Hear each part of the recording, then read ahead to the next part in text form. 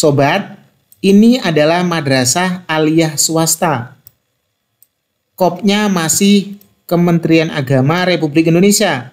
Halo Sobat YouTube, Assalamualaikum warahmatullahi wabarakatuh. Sobat YouTube sekalian, selamat datang kembali di channel saya. Yuk cari tahu. Oke Sobat sekalian, pada kesempatan kali ini saya akan coba berbagi kepada Sobat sekalian informasi yang cukup penting terkait P3K Guru Kemenak tahun 2022. Saya yakin Sobat sudah pada tahu bahwa sekarang lagi beredar sebuah informasi bahwa P3K Guru dari naungan swasta itu nggak boleh atau nggak bisa daftar. Untuk itu kita nanti akan coba memahami maksud dari kalimat atau kata pelamar lainnya yang ada di Juknis. Itu kira-kira madrasah swasta itu masuk di dalamnya atau tidak? Karena ada kalimat lagi penjelas selain poin 1 yaitu ex tenaga honorer 2 itu, dan poin 2 yang mana adalah non ASN di yang ada di negeri ya. Jadi kalau selain 2 itu masuk nggak ini? Nah, simak di video ini hingga akhir supaya sobat itu tidak gagal paham.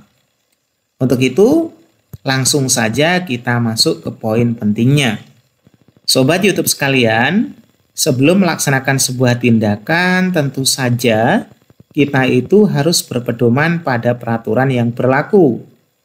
Sama halnya dengan rekrutmen P3K ini, kita harus berpedoman pada peraturannya berupa Juknis ya.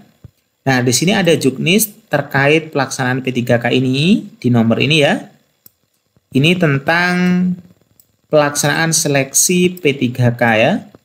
Nah, namun kadangkala udah ada Juknis tapi teman-teman itu nggak baca atau bahkan sudah baca namun salah memahami artinya.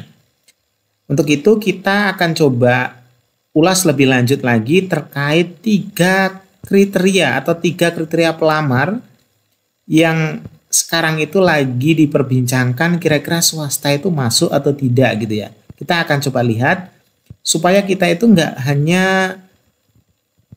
dengar dari orang doang, kita langsung lihat aja gitu ya. Oke, kita coba geser ke bawah sobat. Di sini ada keterangan kriteria pelamar. Nah, sobat harus bisa memahami baik-baik 3 kriteria pelamar. Di sini ada pelamar 1, di sini pelamar kategori 2, dan ini pelamar kategori 3. Kita harus benar-benar paham maksud dari sini ya. Pertama kita coba cek pelamar ex tenaga honorer kategori 2 atau yang biasa dikenal ex THK 2. Kalau ini saya yakin sobat sudah paham ya. Ini sudah pada yakin nih. Sudah pada paham maksud saya. Yaitu pelamar yang terdaftar pada pangkalan data atau database BKN serta memiliki kartu peserta ujian tahun sebelumnya yaitu 2021 dan masih aktif bekerja di Kementerian Agama sampai dengan periode pendaftaran ini. Nah, ini untuk XTHK2 ini yaitu pelamar yang mana datanya itu memang sudah ada, nanti secara sistem otomatis muncul. Jadi ini nggak perlu diperdebatkan lagi kalau ini ya. Kemudian kategori 2, pelamar non-ASN Kementerian Agama. Nah, di sini nih yang masuk dari non-ASN harusnya di sini dijelasin lebih detail biar sobat tuh nggak salah maksud ya. Ini sebenarnya adalah pelamar yang telah mengabdi dan masih aktif bekerja di Kementerian Agama sampai dengan periode pendaftaran P3K Kementerian Agama tahun 2022 serta wajib memiliki pengalaman yang relevan. Ini harusnya diperjelas bahwa ini adalah di negeri bukan swasta. Ini yang negeri sobat sekalian. Yang ini yang negeri ya. Jadi pelamar non-ASN Kementerian Agama ini adalah pelamar yang ada di naungan madrasah negeri kalau seandainya guru. Yang swasta nggak masuk kategori ini. Nah, Masih ada lagi, jadi nomor 1 boleh, nomor 2 boleh, nomor 3 juga boleh loh. Nah, nomor 3 ini apa? Pelamar lainnya. Nah, ini orang-orang yang kebanyakan hanya fokus nomor 1 sama nomor 2, padahal di situ ada pelamar lainnya. Nah, pelamar lainnya adalah pelamar yang tidak termasuk dalam kategori 1, maksudnya bukan yang XTHK2, serta bukan juga yang nomor 2, yang ini. Dan wajib memiliki pengalaman di bidang yang relevan dengan jabatan fungsionalnya. Jadi kalimat nomor 3 ini sangat jelas loh. Bukan nomor 1 dan bukan nomor 2. Pokoknya selain mereka berdua ini. Nah, kalau kita lihat baik-baik, pegawai yang ada di Kemenak itu selain THK2, selain non-ASN masih ada guru-guru yang ngajar di madrasah swasta gitu loh. Jadi pelamar lainnya kira-kira kalau seandainya madrasah swasta masuk nggak kategori ini? Tentu saja masuk karena kalimat di sini tadi nggak nomor 1, nggak nomor 2. Yang swasta berarti masuk di sini gitu loh harusnya. Cuma kalau seandainya pandangan orang-orang lain itu nganggap gini ya. Di sini ada kalimat biasanya di Kementerian Agama. Nah, ini banyak orang menganggap bahwa madrasah itu enggak di Kementerian Agama. Dia itu miliknya swasta. Banyak yang beranggapan kayak gitu ya. Namun, kalau kita lihat baik-baik di Simpatika, itu maupun baik swasta maupun negeri, semuanya itu di bawah naungan Kementerian Agama. Karena baik madrasah swasta pun urusannya nanti ya ke Kemenak ke Kanwil, dan ujung-ujungnya ke Kementerian Agama gitu loh. Jadi banyak sekali yang memahami atau menyalahartikan nomor 3. Nah, supaya lebih jelas lagi kita geser ke persyaratan umum. Ini sobat sudah bisa baca dengan baik di sini ya. Kemudian persyaratan khusus.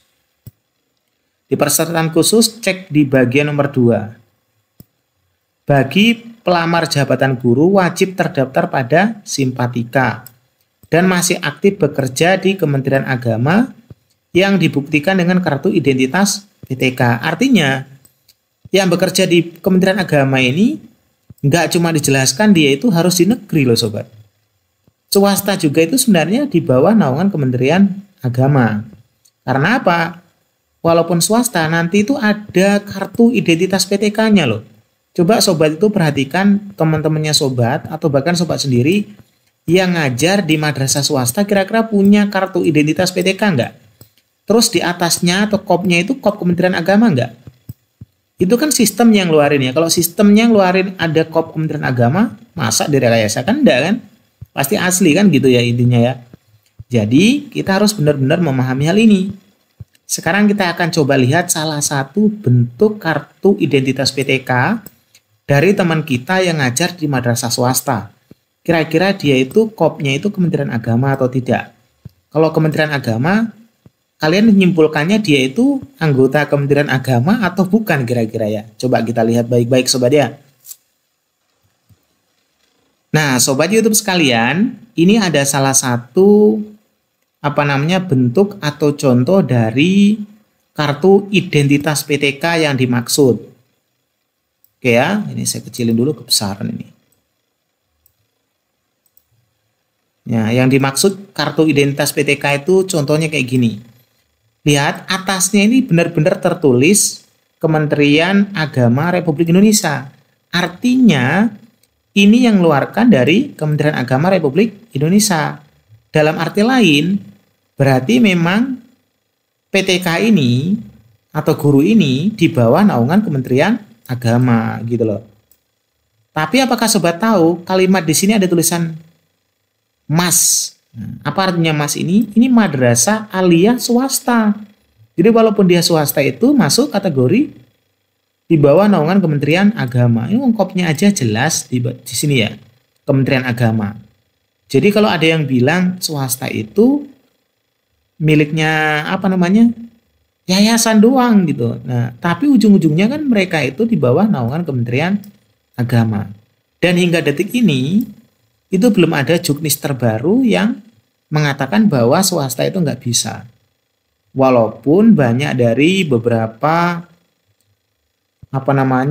cuitan ataupun klarifikasi di berbagai media yang mengatakan bahwa swasta itu nggak bisa ya. Jadi intinya di sini saya hanya memberikan gambaran aja. Selebihnya sobat itu bisa tanyakan langsung ke bagian yang terkait. Seperti di kanwil masing-masing. Kira-kira sobat itu kalau di bawah kalau ngajar di madrasah swasta itu boleh atau tidak. Sobat jelaskan juga beberapa poin di juknis ini gitu ya. Jadi kayak gitu. Di sini intinya saya ingin memberikan sebuah edukasi atau gambaran terkait maksud dari juknis tadi gitu, supaya sobat itu nggak salah memahaminya. Atau bahkan jangan-jangan saya salah memahami ya. Kalau saya yang salah nanti tolong diperbaiki ataupun berikan saya keterangan tambahan di kolom komentar sobat ya. Oke, terima kasih banyak sudah nonton video sederhana ini sampai akhir. Mudah-mudahan informasi sedikit ini bisa bermanfaat. Tujuannya saling berbagi informasi yang berguna supaya nggak ada salah paham. Sekali lagi terima kasih. Assalamualaikum warahmatullahi wabarakatuh.